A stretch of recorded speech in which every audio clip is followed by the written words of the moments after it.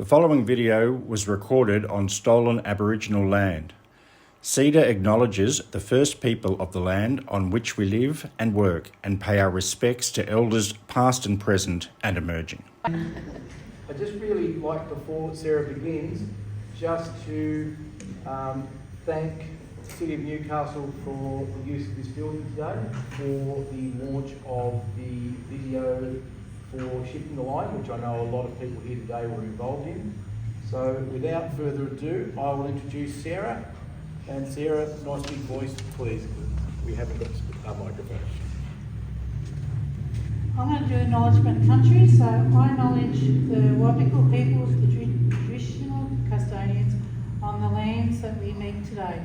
I pay my respects to elders, past, present, emerging, celebrate the diversity of Aboriginal peoples and their ongoing cultures and connections to the land and waters of New South Wales. I also acknowledge and pay my respect to the Aboriginal and Torres Strait Islander people joining us today. Okay, I'm going to talk about what we did for shifting the line. So Erin was supposed to be here today, but she can't make it. So our peer Erin encouraged us to do shifting the line. Shifting the line was a diversity walk that was to line of people with or without disability. People with all types of diversity were in this line. A lot of our questions were asked if the questions asked resonate with people who take a step. Questions were about bullying, discrimination and many more topics. Tess Barnes recorded the Shifting the Line video and Speak Up Hunter organised the event. Thanks, Sarah. Better. Okay, thank you very much for that. Yeah. So I think the next thing we're going to do is to show the videos. Before we do, there's just a couple of apologies and a few acknowledgements. Firstly, I'd really like to acknowledge City of Newcastle and for supporting the Count Us In Festival for this year. There's been some really interesting and very enjoyable events. And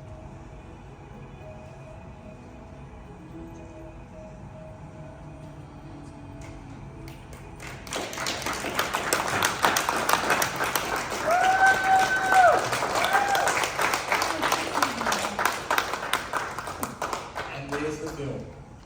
How amazing. Before we go on, I just wanted to acknowledge Brad, who's roaming around taking some photography, so makes us all look good. He's got a special lens on. And also Steve Warren, who's given up his Saturday to be here and help out today too. So, fantastic. What a great film. Really came up well. We're going to have a panel now of some of the people who very much had a lot to do in getting involved in putting it together. So could our panel members please come up, and we're going to grill them, everybody. So anybody with any questions for the panel, got to make them work hard for you. Excuse me, I'll just use the microphone so our panel members can be heard. I think before we do any questions, I've got the first question I have here is for Sui. So do you have your phone with you, Sui? So the first question we have is, how did you feel about being part of the Shifting the Line event? How did you feel about being part of the Shifting the Line event?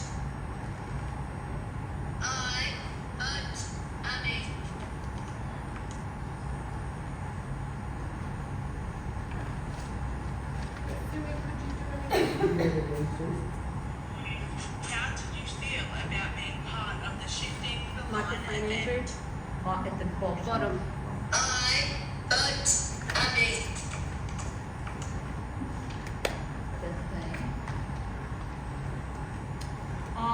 feel happy. Thank you, Sui. And I might go to Mr. Crichton. How did you feel about the event? It was actually fantastic to experience a lot of stuff in that thing. Like you said in the film that I talk about segregation and in special skills. I was in special schools, I never had education in mainstream, so it was very interesting to share my story and my insights to on the line. So it was actually it was a fantastic day. I enjoyed it so much. Thank you. Thank you. And Sarah. Can you just repeat the question again, please, Andrew? Okay, the question was, how did you feel about being part of shifting the line?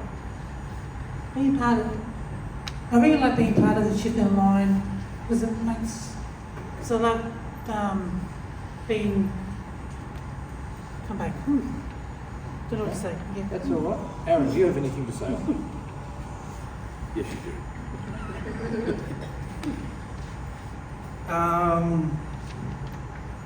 The whole shifting the line experience was a real eye opener for me.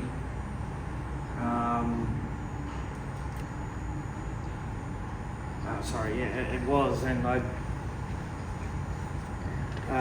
not only because of like, I guess you could call it the actual result of the video, like the gap in terms of disability awareness. It's I have to say not great.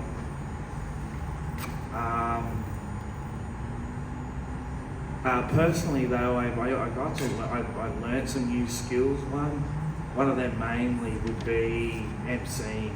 Never done it before then. Andrew was an MC at the event, and I thought we were going to be asking the questions. I asked him about 4, and I said, Andrew, do you want to have a go? And he said, no, keep going, you're doing well. And I went, I won't say what I was saying to myself. But no, emceeing was, as I said, something I'd never done before. Really glad that I have done it. Yeah. I'll give a round of applause over this. So, Stewie, what did you enjoy about the event? What did you enjoy about the event? Being with my friends and making new friends. Fantastic. So being with your friends and making new friends. Thank you, Stewie. It's fantastic. And while I've got you here, Stewie, I might ask you another question. Did you learn anything about yourself by being part of the event? Did you learn anything about yourself by being part of the event? Sometimes things are not fair. And that's a really interesting point. So the answer is sometimes things are not fair.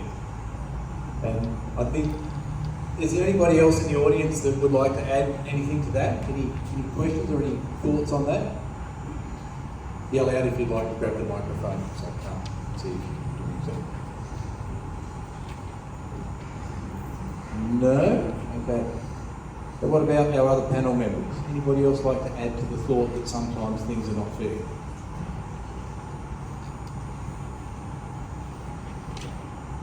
You lead, right? I see the sweat on his brow.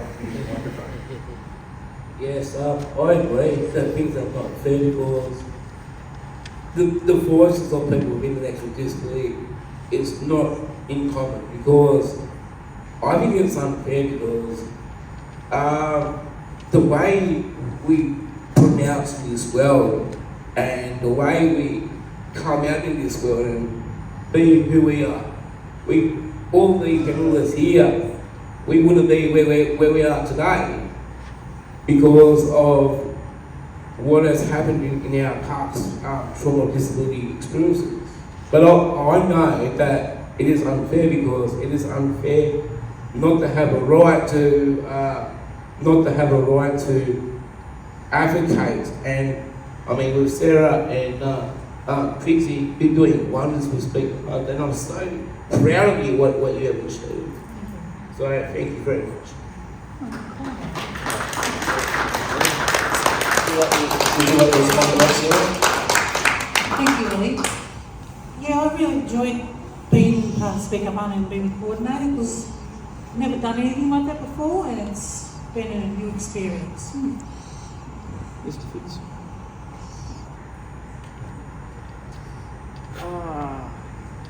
Sorry, I just thinking.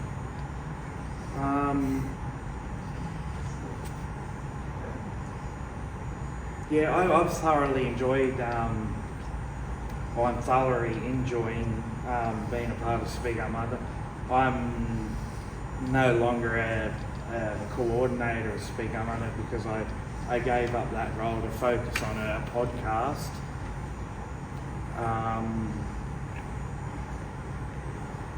But yeah, what were you saying, Sarah? Sorry, everyone, I've gone blank. Being unfair. Been unfair.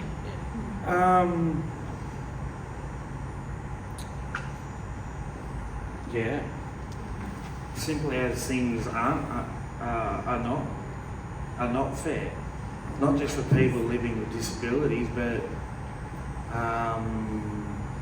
people of different races.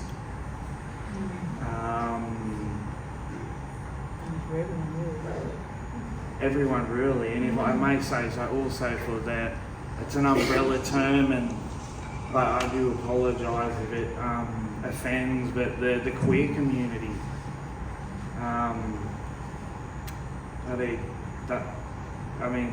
those wonderful people have copped a great deal of shit. Forgive my French, but it's the best way I could put it. Just in short, life can be very unfair. Thanks, Aaron. It's very deep. One of the questions I have for our panel members, and we'll certainly have any questions from anybody in the audience that you'd like to ask the panel, just yell out, please, and I'll bring the microphone.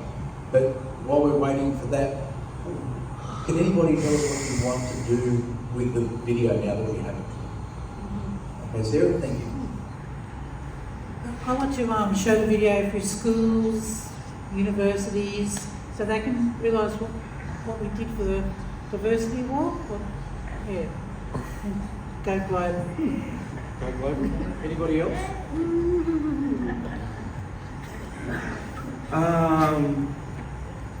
I'd like to see the video be used as a training resource. And like Sarah, I'd love for it to go global. We could all become famous that way.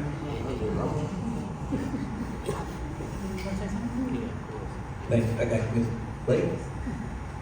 I see this first of all to spread awareness of people with disability and spreading awareness and showcasing people with disabilities so that they can come to speak on my time and have their say about certain things. So I say, spreading awareness.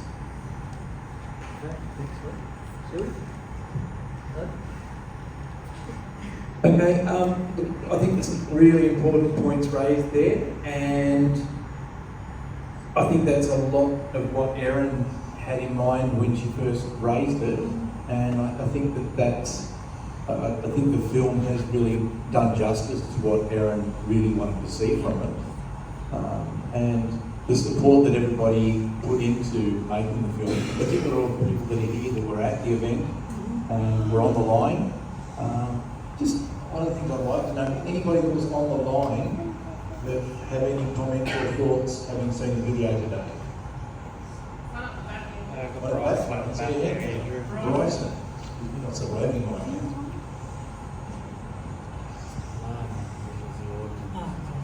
Bryson. Thanks, Andrew. Hello, everyone.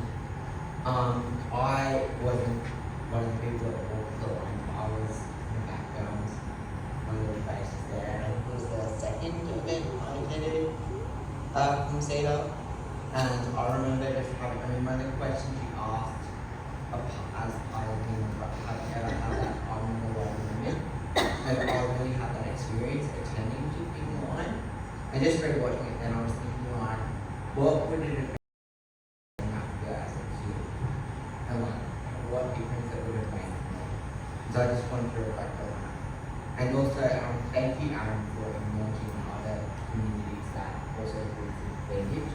I'm a community member with disability, so I appreciate you also acknowledging our community.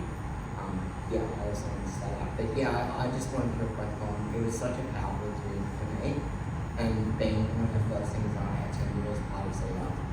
And yeah, I think you guys do a great job, and I completely agree it should go more. And I specifically think it should be to kids, because I think it, like, for me, what it does it would mean to see someone like that as a kid.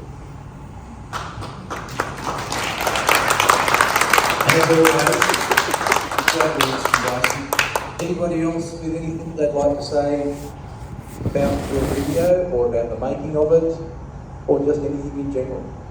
Sinead,